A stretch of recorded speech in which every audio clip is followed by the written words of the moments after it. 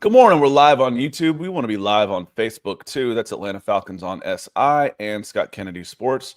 Once we bring them in, we will get going here on Wednesday after hurricane force winds blew through the southeast in the middle of the night. Welcome in, everybody. This is the Falcons Podcast. I hope everybody in the South and beyond is safe from the storms that came through here last night.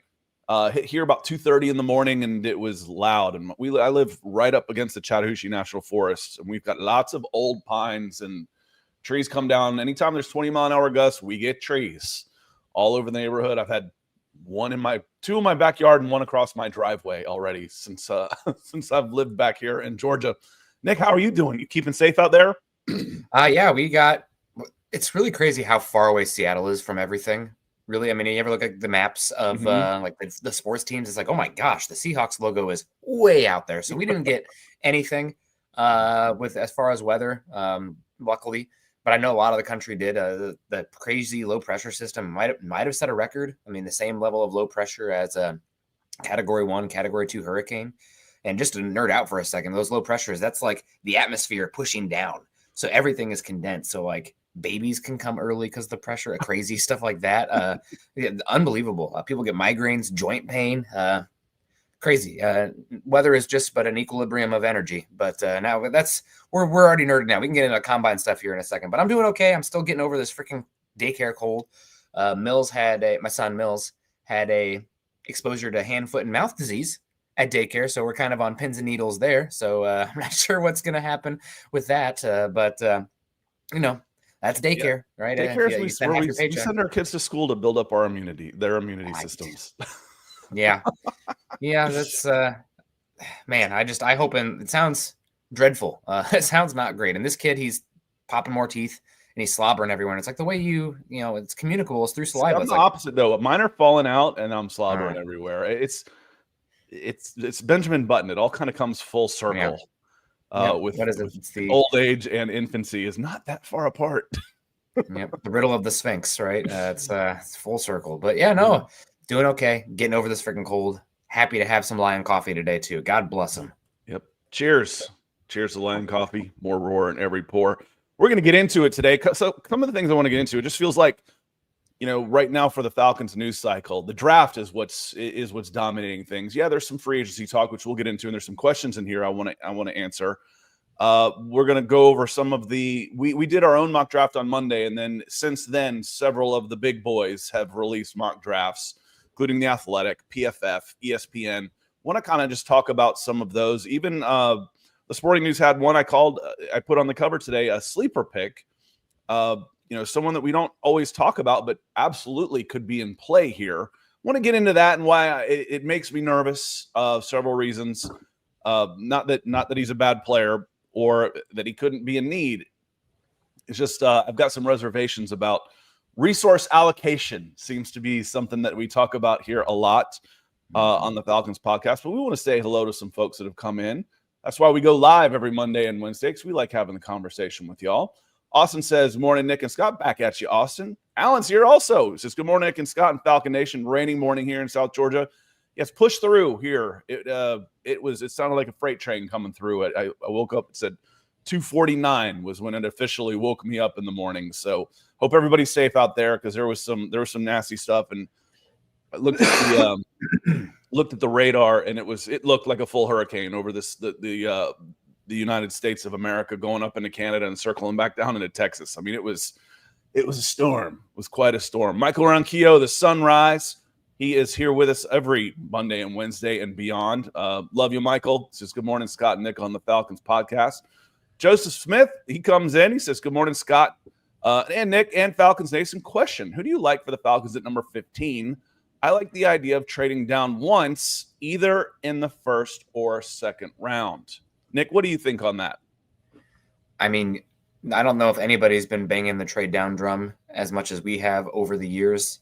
We really like to accumulate top 100 picks just so you give yourself more dice rolls. And especially in this class, if you can trade down from 15 to, say, 30, like let's say one of those playoff teams wants to come up and get a weapon that's fallen or something, that'd be great. You can get yourself an additional day 2 pick this year and a day 2 pick next season to give yourself some viability, maybe even get, multiple day 2 picks this, or a 30 and a day 2 pick this year, something like that. So we love that. As far as, who do we like for the Falcons at number 15? It really depends on how the board falls. And just not to give out a cop-out answer, but the draft at the very top, it feels like it's Nick, a two-player draft. I'm going to put you on the spot here. Okay, you don't get the cop-out. The Yeah. guys that have been projected in the 12 to 20 range, that's realistic. And you can include Mykel Williams in there too, because he's been in and out of there. Shamar Stewart has been in and out of there. I've seen him as high as 6 to as low as 25. Will Johnson, Mike Green, James Pierce, Kenneth Grant, any of those guys. Those are the guys off the top of my head. Jaylen Walker, or off ball. If you were to go Jihad Campbell at inside linebacker, that type of thing. So of those guys, who would you pick at 15? I'd probably lean Will Johnson, just because I think he's the most prototype, best player. I think he's got some Sauce Gardner to him to a certain extent. Is he that tall? He's pretty big. Okay. He's built pretty darn well. So I really like Will Johnson a lot. His tape in 2023 was phenomenal.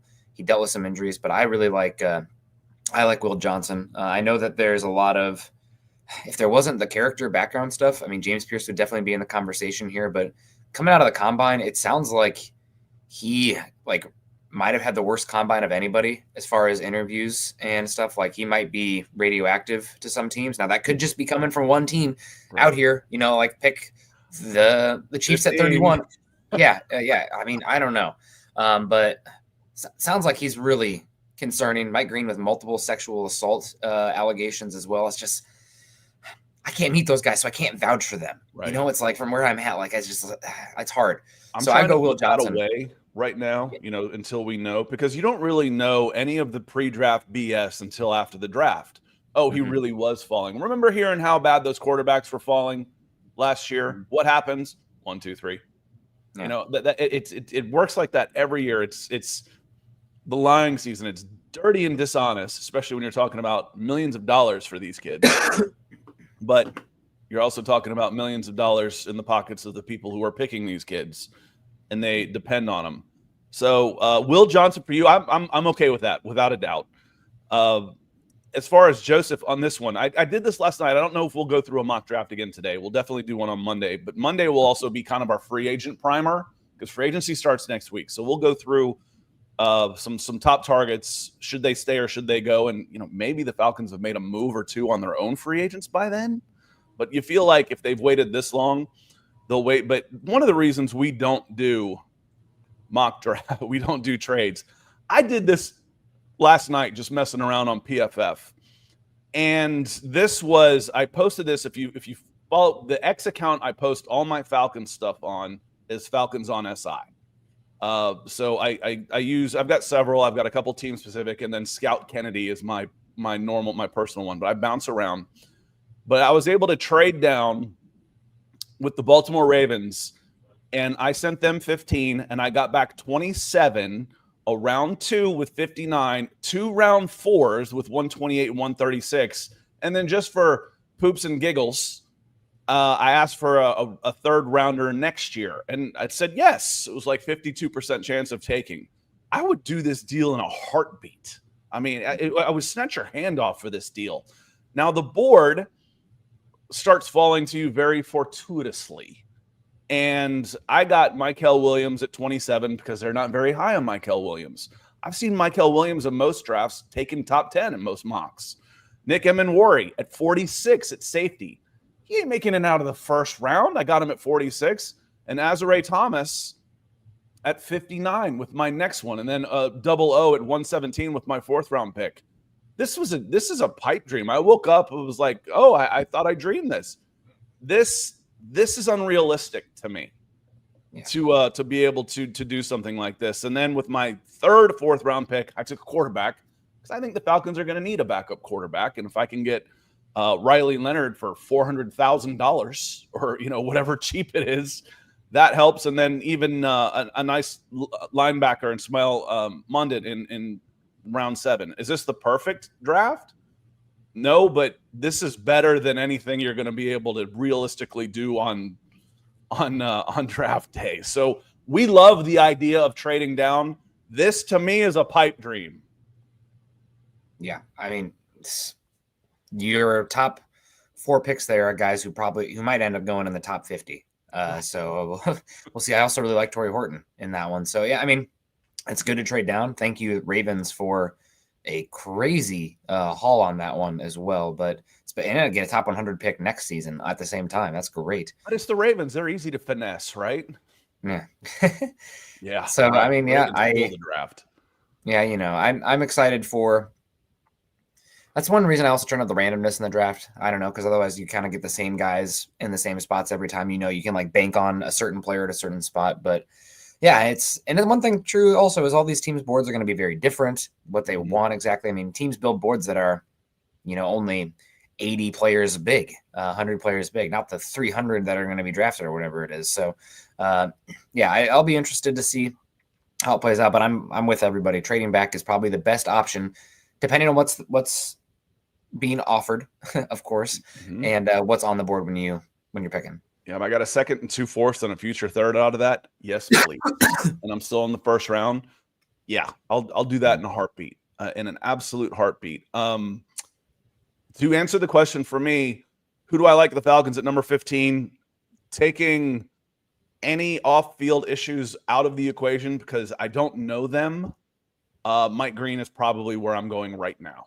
So I'd be perfectly content with Will Johnson in that spot. There's several guys that I could live with in that spot, which is why we've said from the beginning, trade down, trade down, trade down. If you really, really want another day 2 pick, especially when 2 of your biggest holes, I can get future stars on the defensive side of the ball at safety and linebacker on day 2 if I hit, obviously.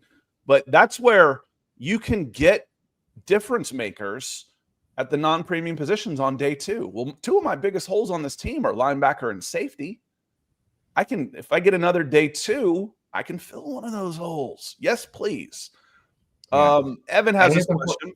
Yeah, it is unfortunate, though. I do think we have to mention it again. The by name players with concerns entering the combine and still leaving the combine are 3 players that are talent-wise certainly viable at 15 in Mike Green, James Pierce, and Walter Nolan as well. So we'll keep an eye out on that and keep an ear to it. Again, somebody's going to take a chance, and these teams, it's as much for the scouting. The people who let's say you're at home, you're listening to this, I want to be an NFL scout. Get on your Sherlock Holmes hat as much as you are your talent evaluation hat, because you're going to be talking to their childhood neighbors, their middle school PE teacher, stuff like that. You're going to be doing some FBI level, military clearance background checks on these guys. And at the end of the day, you have to ask, do you trust their, societal character on top of their football character, and if they've grown? And you take calculated risks. Sometimes it works, sometimes it doesn't, but it's out there for those guys. Real quick on this, Jordan Reed, ESPN, in the first round at number 15, he went Jaylen Walker, and I wrote that up yesterday on Falcons on that's FalconsSI.com. It's Atlanta Falcons on SI is the formal name for it, but FalconsSI.com will take you there.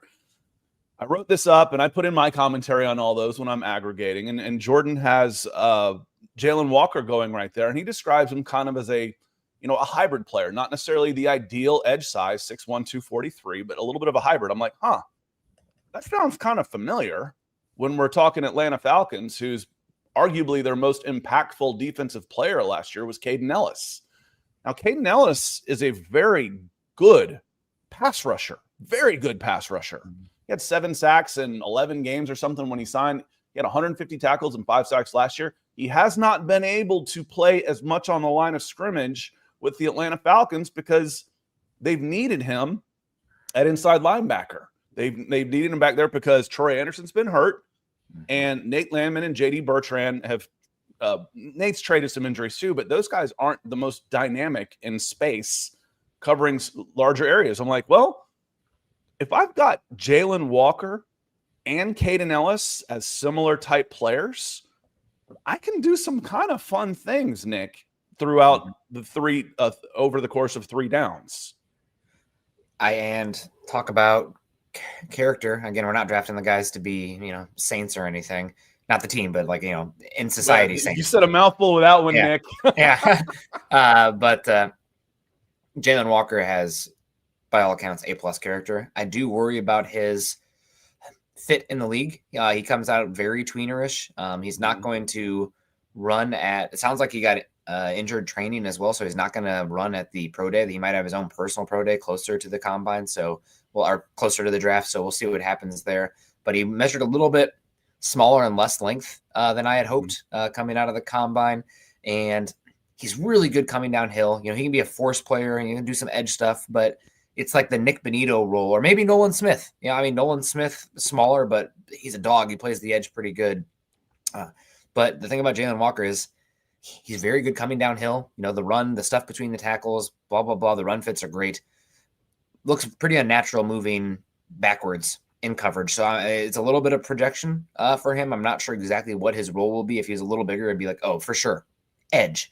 But by the way people talk about him too, his toughness, it's hard to bet against him. So he's definitely a viable option at 15. I just think he has higher bust potential because he doesn't have an obvious home in the NFL as it stands coming out of Georgia.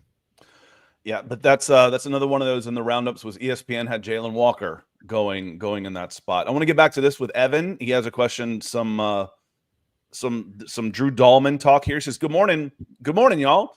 Rumors are we aren't re-signing Drew Dahlman. Thanks to that terrible Kirk contract Terry did, we're strapped for cash. Would it not have made sense to use the franchise tag?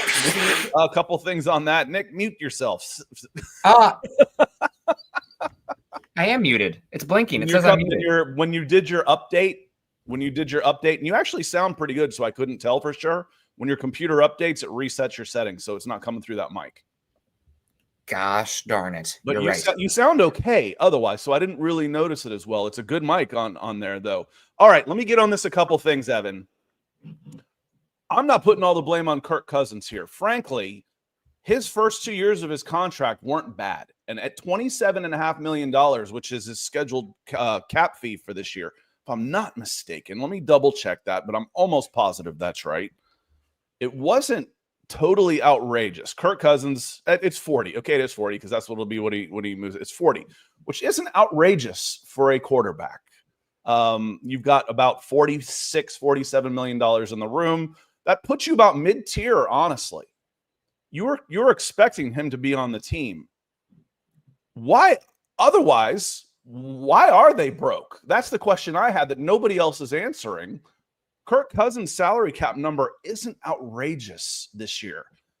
The Denver Broncos were paying another $15 million to Russell Wilson this year. They had a $55 million cap hit on Russell Wilson, who wasn't even on the team. Cousins' first 2 years of his contract financially, from how it affects the salary cap, aren't that bad. Now, for a starting quarterback.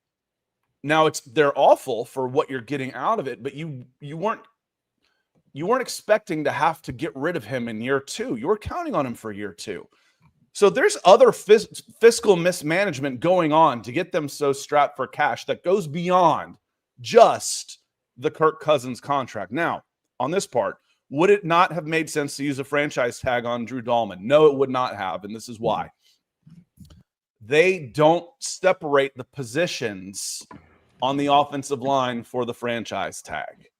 They lump them all into one, OL, okay? Mm-hmm. Now, at center, if it was just centers, the franchise tag would have been somewhere around $14 million. He's going to get more than that on the open market. He's going to be somewhere in the 15 to 18 million range when all is said and done. A franchise tag would have been the average of the top 5 of all offensive linemen, which would have been about 25, 26. So almost a 50% bump, Nick. So no, you do not ever use a franchise tag on a center. Yeah. And it's honestly odd that we saw it happen this season. It might have been the first time ever, Scott, with Trey Smith of the Chiefs getting it. Typically, because it's all lumped together and just the discrepancy in pay across the offensive line, it's almost only been an offensive tackle one, but now that guards are starting to get paid a little bit more, how teams are attacking offensive lines and isolating, Myles Garrett over a center, stuff like that. Those guys are starting to get paid more. But you're right, the center still is far away from the guards. And it's one reason also drafting a center in the first round is kind of scary because that 5th-year option would make them like the highest paid center in football. So it's always a little scary. I see Titus say, Jesus, Nick. Hopefully I muted that last cough I just had just now. But it's still getting over the daycare cred. I apologize for that. I even had the mute, so I was dumbfounded. You're right, Scott. It happens. I've done it twice now in 4 years when you aren't here. When I've done solos and I hit mute and just keep talking, or like it doesn't unmute, like I double click it twice. I did it last month when you weren't here. Oh my God, my forehead gets so red. I break out in just a sweat when I do that. And because like right now, this comment from Carrie, good morning, Carrie, says, good morning, Scott, Nick, and everyone in the chat. As we work our way down, this comment was 20 minutes ago. That as we're working our way down early in the show. So it's 15 minutes before I get to current comments of, hey, dumbass, you're muted. Oh, God. I'm like breaking out in a sweat right now just thinking about it. My forehead's getting hot and shiny. Carrie, good to see you. 50 days till the draft. I'm so ready. I'm ready for next week as much as anything. Before anything, I want this Kirk Cousins stuff to be done. Now, that happens. It might not necessarily happen for sure, but we should have some clarity by the 17th. If it's not done by the 17th, it could go on through the trade deadline in October, where they just mothball him and hope to spin him off next year and pay an extra $10 million hoping to get a pick out of it. That's their gamble right now. What round pick is worth $10 million? Because that's really all it's going to cost them, which isn't that much. If I can get a third, would you spend $10 million for a third round pick? Maybe. Especially this year. Yeah. There's a lot of cap space and not a lot of good free agents. Yeah. So, but it would be a 2026 at that point. Yeah. But, the draft would be, that's what you're gambling on, because it's tough to move these guys before the draft. It's like, wait, why am I trading for Kirk Cousins when I've got a draft coming up, except for the fact that it's a bad draft class? But that's especially true for the Tyler Algier talk.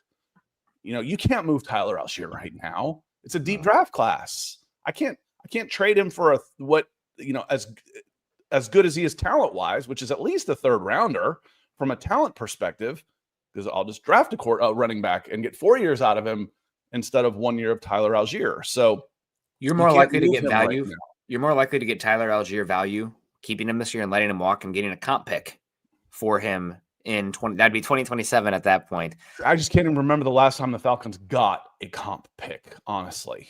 Yeah. I really can't. They don't play that. They don't typically have enough talent where they can afford to not sign guys in free agency. Yeah. You're right. They have not had enough churning of talent because they haven't been drafted well enough. We got Harry Marshall coming in saying, yeah, my morning has been nothing but bad energy so far. That's why I'm definitely glad y'all are here, because y'all are good energy. Well, I'm glad to hear that. What's good energy is that pic of yours with your lovely kid in the blue face there. So that's the good energy I like. Larry says, what's going on, Scott and Nick? Let's keep good content going. We better start the good content then, Scott. Gosh, Scott, I know. Appreciate you. John Harrell says he's coming in back in your James Pierce Jr. thing. He says, did y'all hear this supposedly that UT said James Pierce Jr. is uncoachable? I hadn't heard that. My ear's not quite as to the ground as it was when I was covering recruiting, because that's when these guys, you were talking about background checking. Guys, they'd call me. You follow this kid since he was a sophomore in high school. What do you think? And I could turn around and make those calls too. The one that got me on this, going in the Wayback Machine, was Albert Haynesworth. UT was at an incredible level, and and I think Albert Haynesworth went like 8 overall or something. He's in there. I think he was in there with John Henderson, who was a beast. Anyway, coach at UT says Albert Haynesworth just ruined us for a year. Just ruined us. He said everybody came in and saw him sit on his ass for 3 seasons and do nothing and go top 10. Just ruined it. It just ruined the room. Those are some of the guys. So I don't know if that's how it is. James Pierce Jr. obviously plays hard, but again, hearsay. I don't know how much of this is true with James Pierce Jr. or not. And we, like I said, we won't necessarily really know for sure until the draft. Is this going to hurt him or not? It only takes one team.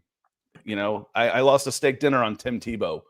I was like, we're debating on whether or not he should be a third round, a day 3 pick or not. My friend says he's going in the first round. I was like, there is no effing way he's going in the first round. He did. He did. My evaluation was right, but it cost me a dinner on this one because it only takes one team. And I do see a comment here from Carrie saying if they lose Tyler Algier, do you get a 2026 comp pick? It's always a year delayed. So if he hits free agency in 2026 and you don't sign somebody to an equitable contract to cancel out his leaving, then you get that comp pick next year. So all the comp picks divvied out this year are going to be for players that were signed last offseason and minority coaches / general managers being elevated. That's the other comp pick part of the formula now. But no, you wouldn't get it in 2026. It'd be 2027, assuming you didn't sign somebody to cancel them out. So that's just the way it works right now with the compensatory game. Joe Andrews, he wants Abdul Carter. That one would be expensive. He might go number 1 overall. He's going top 3. One, trying to get up into the number 1 is going to cost you. It's going to cost you 15 next year's number 1, and that's just a start. More than that. No, I think I just don't think the Falcons, as much as they need, I mean, even a Myles Garrett, we talk Micah Parsons. They're just not in a position where one guy makes big enough difference for me that you can give up 5 players like that. I'll go back to it. I haven't repeated this one in a while, but it's the Julio Jones thing for me. It didn't matter how good Julio Jones was because he's a Hall of Famer. 5 picks for him, 5 premium picks for him on offense, imbalanced the team. The defense wasn't good enough. They just gotten 50 points hung on them by Aaron Rodgers and didn't force him to punt as a 13-3 team. They needed those picks on defense and the offensive line. No matter how good Micah Parsons would be, he'd be wasted here in Atlanta because you don't have a good enough team around him because you weren't able to build because you gave up 4 premium picks to get him, plus the $30+ million it would take to re-sign him. It doesn't make any sense. You end up like, Nick, the Dallas Cowboys, a middling team with guys that are eating up all your resources. Yep. And as far as Abdul Carter goes, he's I've heard people say it, and I've definitely agree. It's a 2-player draft right now, maybe 3 if you want to throw in Cam Ward, who people seem to really like, should be one of the first 3 picks. But after Travis Hunter, Abdul Carter, Cam Ward, Lord only knows. And to go up and get one of those guys is, especially since there's a quarterback involved with how high you have to trade up, it's just, there's no such thing as a sure thing also, right? I mean, like, this is as good as Abdul Carter is. He's not Myles Garrett coming out. I don't even think he's Will Anderson coming out with the multiple years there. Could end up being better still, but I love Abdul Carter. I mean, you go back to October in the show. I'm like, you can find my Twitter in October. I'm like, what are the odds right now for the number 1 overall pick being Abdul Carter? I'd cash in on that one because people are talking Travis Hunter and these quarterbacks. I think Carter's up there, and I think it's going to end up being Cam Ward at the end of the day because it's a quarterback. Yep, but Carter's insane, and Falcons would love him. You won too many games to be in that conversation, and it's just not an incredible draft at 50. I mean, every time we talk about it, there's guys we like, but there's never really a no doubt, fireworks going off home run pick at 15 for the most part. So we'll see what happens here. And I do want to talk about some more of these picks who guys have been mentioning to 15, Scott, because I saw one real quick on this, and I want to put a bow on this conversation because Joe says Abdul is a difference maker. Yes, he is. And if he ends up reaching his ceiling, he could be Myles Garrett, and the Falcons would be the Cleveland Browns. They'd be the Raiders with Max Crosby.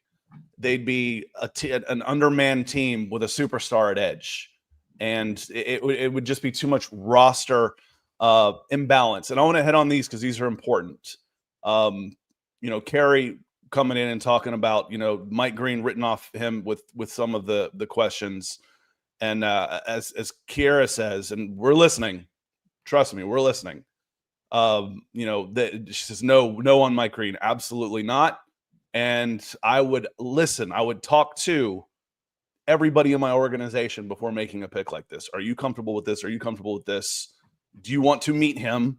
You know, we've had these discussions before, you know, when we were talking about Denver Broncos. Condi Rice is on the part of the ownership group. She's going to interview our guy, and she's going to let us know. She's going to have to green light this. So we're listening. And if you were to red flag this, we would absolutely listen. I'm just going purely right now off of talent, need, draft position is where I am on that. I'm not commenting at all on off the field issues.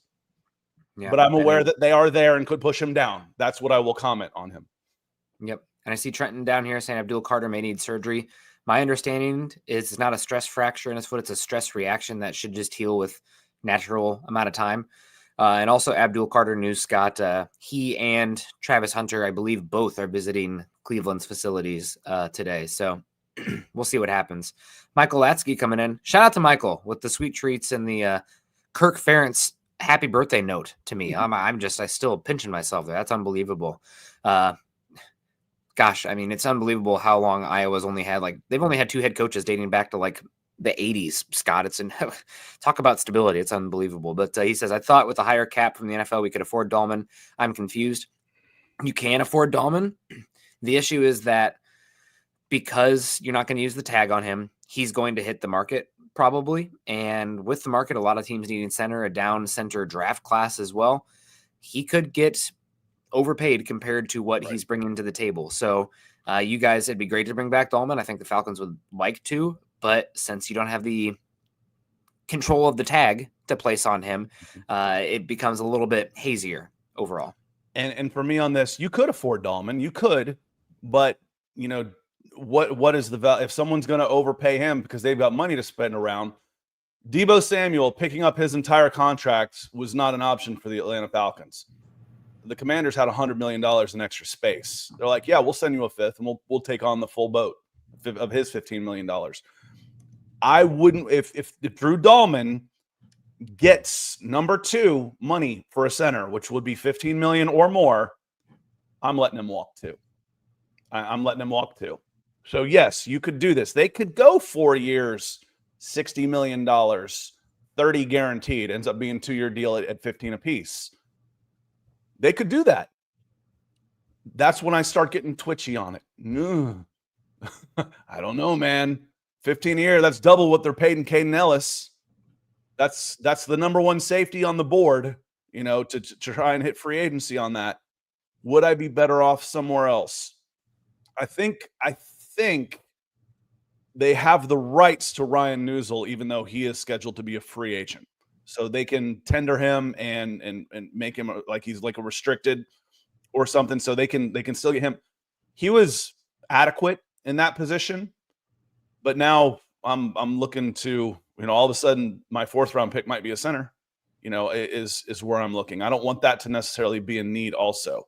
Yes, I think you're better off signing Drew Dahlman, but if someone comes and he's earned the right to go to free agency, if someone comes and offers him silly money, you gotta let him walk on this.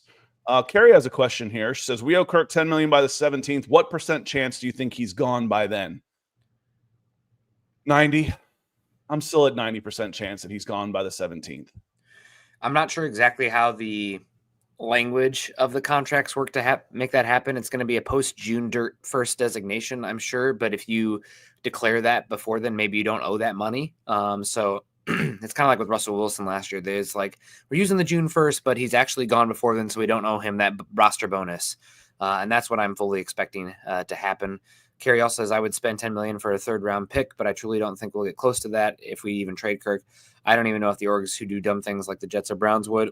It seems like coming out of the combine, everybody's is not a matter of if but when Cousins is on the market, and it does also seem like he's going to end up with the Browns, regardless of what the Browns do at quarterback. That's the direction they're heading. Kerry, and then the way I put this is you're never going to get a 3rd rounder before the draft. Not ever, never, ever, never, ever, never, ever. You would have the $10 million you would be spending, like I mentioned with Tyler Algier. Tyler Algier might be more valuable with 6 games left on his contract at the trade deadline than he is right now to a contender. You know, so let's say I spend $10 million and I've got Kirk Cousins on my roster because that's what it's going to cost me to keep him, is an extra $10 million. And I hold on to him, and a contender loses their quarterback.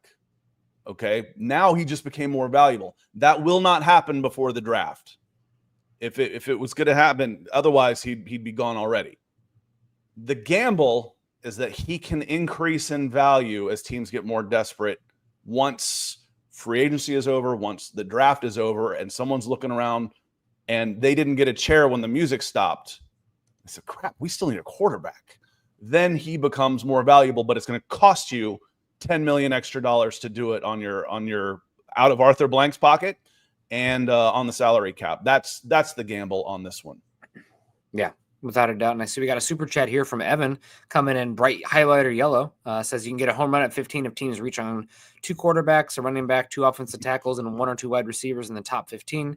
So not sure about trading down until they're on the clock. Sorry for yapping so much. That's us. I mean, you're welcome to the yappers. I thought we were getting accused of yapping too much. That's what usually happens. Scott, shut up. Quit interrupting Nick like you just did.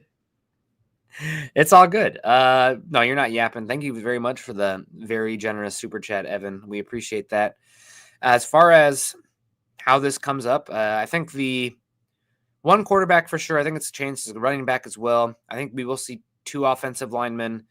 I'm not sure about the wide receivers, Scott, before 15. It does seem like maybe just as likely you're talking about 2 tight ends getting up there as well. But as far as a home run, I mean, when you talk about home runs, I'm just going through the names, like who actually qualifies as a home run at 15, Scott, right now. Because, I mean, every single guy that we get to has. Yeah, typically nobody. You're banking on potential. And, do I get Jared Verse? Does my first rounder turn into defensive rookie of the year? Can that happen at 15? Yeah, it can. Yeah. The issue with Jared Verse last year is that the offensive draft class at the top was unfreaking believable at the value positions. So you had a guy Jared late. I mean, he's still late in the late 20s, didn't he? He went 20 overall. Did he go 20? Exactly. I thought he was later than that. I thought he was like 20. I thought he was between 25 and 28. I'm pretty sure it was 20 exactly. Okay. It might have been 22, but I think it was 20 overall to the Rams. The issue is last year's draft class was much more talented at the top at the offensive value positions. Mm-hmm. So you had, 5 quarterbacks come off the board before then, 3 wide receiver. Not actually, it might have been 22, Scott. I'm getting mixed up. No, you're right. I'm looking at it. It was you did better than that. He actually went 19. Okay. So I just remember that Laiatu Latu was the first guy off the board at 15. And then there was a little bit of a run. Then Dallas Turner, who was the most popular pick for the Atlanta Falcons this time last year, went 17 to the Vikings. Then an offensive lineman to the Bengals. Then Jared Verse at 19.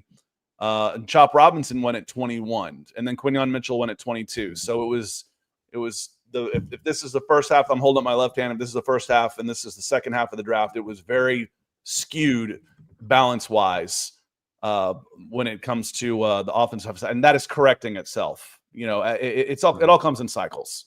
Yes, yep. The offensive players have become more and more valuable, and it doesn't seem like the edge rushers have really been there. In the last of like the no doubt no edge rushers, or else I don't think the Falcons could have passed on. If they knew Micah Parsons was going to be Micah Parsons, he would have been the pick at 4. He fell because he was still being talked about as inside linebacker with the ability to move up, kind of like Jaylen Walker. So, but there just haven't been those guys available. Aiden Hutchinson, those guys were gone at 8 and at 4, even at 4 in Kyle Pitts' draft. There wasn't a defensive, the best defensive, the only edge rusher I can think of in that draft right now is Parsons. And he was thought of to be a linebacker. Yep. You had Odafe Owe as well. And I see Kira asked, how long does each team have to make a pick? It changes by the round. Day 1, you have 10 minutes per pick. Mm-hmm. Day 2, I think it's 7 minutes. And day 3 is 5 minutes per pick. And you'll have 5 picks come off the board while commercials are going until they even talk about one of the 5 picks that just happened. We got Trenton also coming in here. First round took forever. That's too long. Yeah, that's too much. Trenton says, firm on high character draft picks. It's always a delicate balance, right? Do you have the coaching staff and infrastructure in place to take a chance on a more volatile player?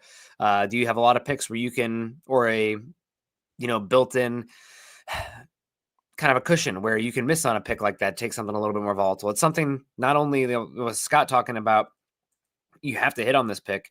You have the character questions with guys that are a concern that might not hit, but then you have the, all traits, no production guys as well that you kind of lean away from. So right now it feels like you're down by, I don't know, 10 runs, Scott. And, you can't get all those 10 runs back at once. You just need to get on base. Start by getting on base. Then maybe we can get a rally going. But one home run. About that with Shamar Stewart. Yeah. When you brought up the all traits, no production. I mentioned that with Albert Hainsworth. Okay, Albert Hainsworth had a bad attitude and was lazy. Okay, those are strikes 2 and 3 for me. Okay, he had no production and he had a bad attitude and was lazy. You're done. That was a bad pick at the time. Shamar Stewart's not like that. He's what I found out recently. It turns out I know somebody that played high school ball with him, Nick. And someone said to me, he goes, he was the worst guy on our team. He was a total liability. And then he grew 6 inches. So he's a late bloomer. He's just learning what to do with this Hulk body I just grew into. Can he? Does he still play like he's undersized? He does. I already know the answer to that. He still plays like he's undersized. He's a finesse guy, but that was what he was until he was like 17 years old. 16, 17 years old. He was an undersized guy who got kind of pounded around on the field. So there's tons of upside there. No doubt about it.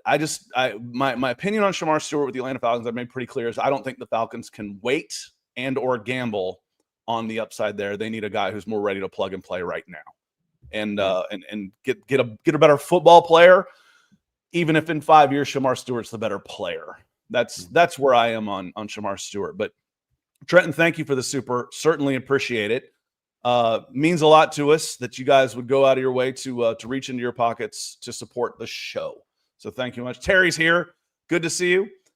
B-side, he says the first overall pick should only have 30 seconds to pick. It used to be they'd sign the guys to the contracts before the draft even started. So they were done. The number 1 overall would be signed. His contract would be done before the draft even started. Because you're right, B-side, and it's good to see you. Appreciate you being here. They're on the clock. They're on the clock right now. Mm-hmm. So, but what's an extra 10 minutes? what's an extra 10 minutes? It's ceremonial almost, right? They get a chance to talk, bring everybody in, and it's kind of a coronation chance to talk about the team that earned the number 1 overall pick and everything, and recognize one of your former greats to go out there and announce the pick. Yep. It would be nice if, like, when the draft starts is after the team makes the first pick and they are supposed to make it at, let's say, 7 p.m. Whenever the draft starts, it's like, okay, we know who it's going to be, and the draft starts. Cam Ward, Tennessee. All right, and we're off now. 10 minutes, clock starts now. But rather than 30 seconds, that might be chaotic. Somebody might mess up then and not get the card in. But yeah, it'll be fun. So before we might as well get to the title of the show here. The sleeper pick in the draft for the Atlanta Falcons on the cover was Kenneth Grant, was a defensive tackle, Michigan, 330 pounds. He was the Sporting News that put him in there.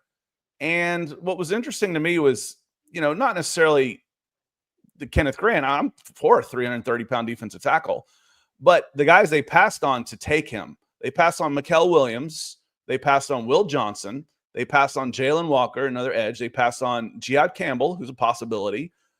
They passed on Walter Nolan, they passed on Mike Green, all of those guys to take another defensive tackle. Now, we've talked here after the Eagles won the Super Bowl. We compared the lack of investment that the Falcons have had. However, on the defensive line, especially the front four, front five. However, I also went out of my way, Nick, to talk about how they tried to correct that last year by drafting 3 different defensive tackles and an edge. So they took 4 guys last year and they used 5 picks to do it. So you've got those guys in the pipeline. You've already got Rook and Brandon Dorlus on there as guys. You still have Grady for right now. Wouldn't it be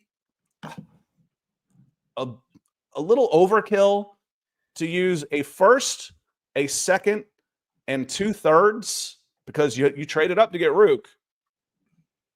That's 4 day 1 and day 2 picks at defensive tackle in successive years when you've got all these other holes?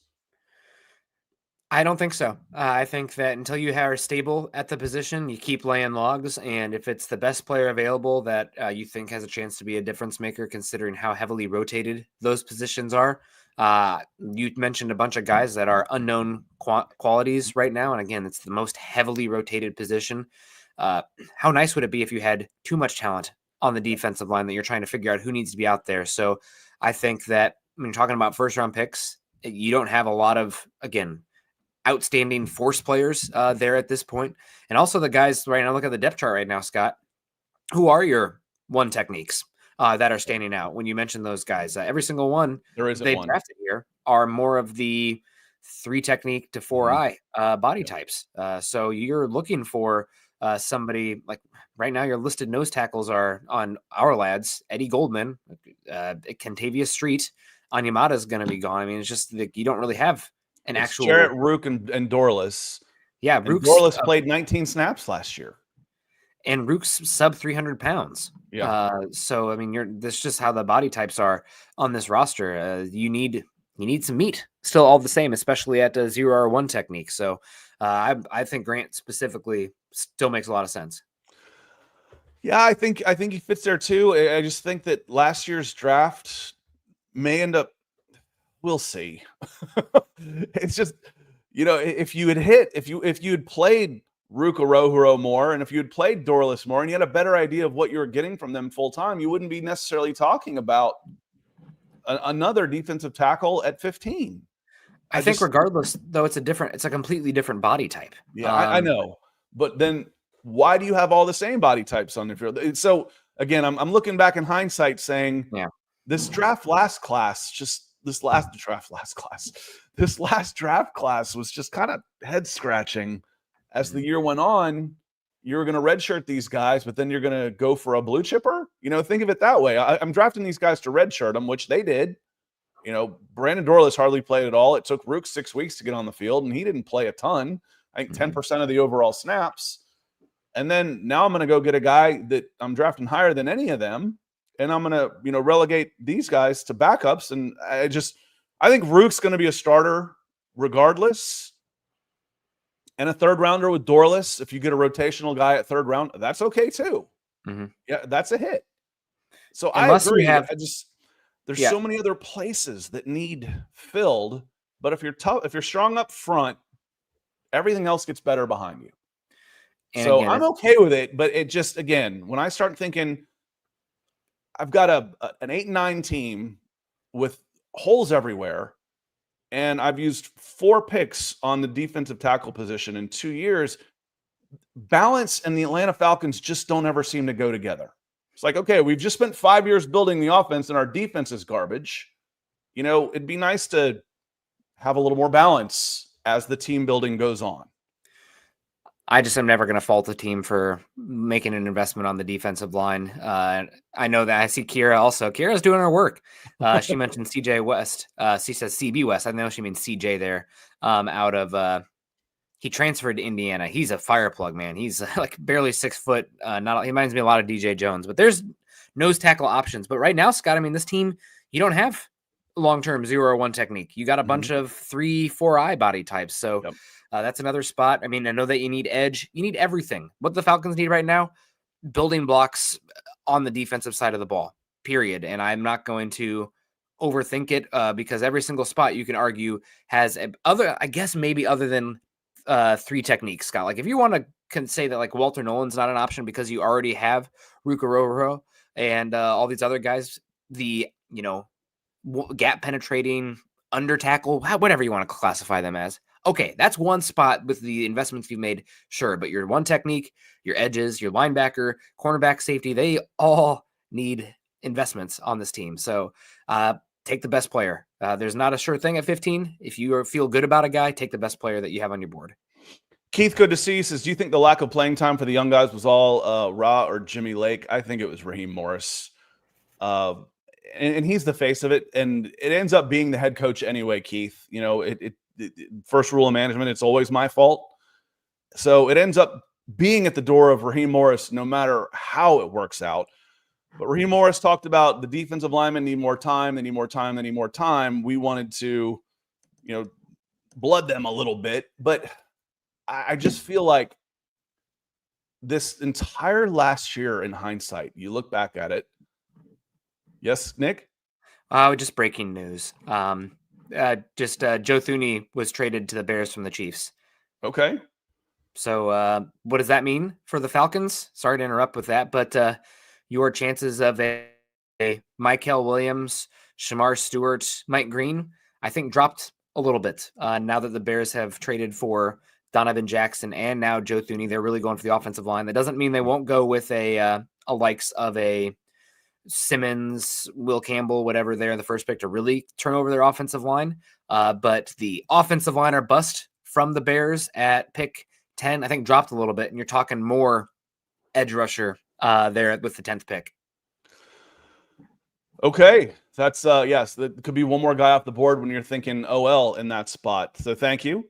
And Keith, getting back to my thoughts on this, just looking back at everything in hindsight, I just felt like my overall, when I think of the 2024 Atlanta Falcons, the one word that's going to come to mind for me is just soft. It was too comfortable. Everybody that came in already had a job. There was very, very little competition for playing time. The starters were set.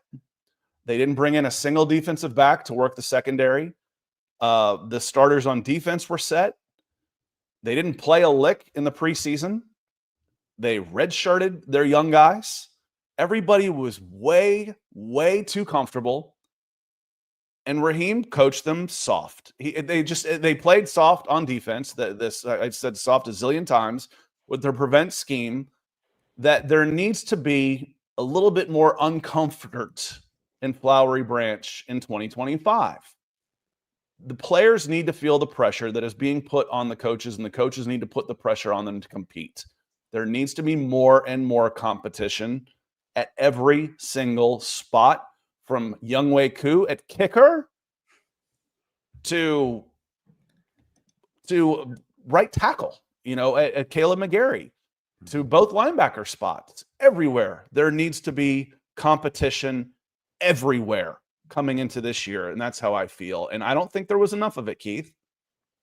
And that's just kind of a issue with a new coach coming in, doesn't have all his guys, and a team that's lacking talent with a lot of day two misses.